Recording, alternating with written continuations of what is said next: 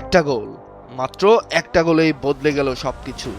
90 minute পর্যন্ত মনে হচ্ছিল ম্যাচটা অতিরিক্ত সময়ে গড়াবে, কিন্তু শেষ মুহূর্তে ভেঙে যায় পর্তুগালের স্বপ্ন, আর শেষ হয়ে যায় ক্রিস্টিয়ানো রোনালদোর বিশ্বকাপ অধ্যায়।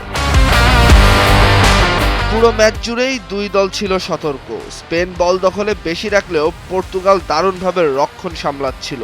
গোলরক্ষক ডিয়েগো কস্তা একের পর এক সেভ করে দলকে ম্যাচে রাখেন।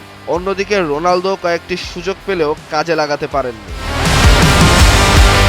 যখন সবাই অতিরিক্ত সময়ের অপেক্ষায়, ঠিক তখনই 91 মিনিটে বদলি নেমে মিকেল মেরিনো গোল করে স্পেনকে 1-0 ব্যবধানে এগিয়ে দেন।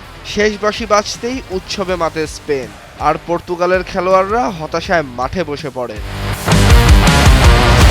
41 বছর বয়সী ক্রিস্টিয়ানো রোনালদো আগেই জানিয়েছিলেন এটাই হবে তার শেষ বিশ্বকাপ। তাই পরাজয়ের পর তাকে দেখা যায় মাথা নিচু করে মাঠ ছাড়তে।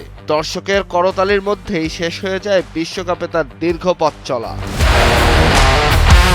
স্পেন উঠে গেছে কোয়ার্টার ফাইনালে, আর পর্তুগালের কোটি সমর্থকের জন্য রয়ে গেল একটাই আক্ষেপ, রোনালদোর শেষ বিশ্বকাপের শেষটাও রূপকথার হলো না।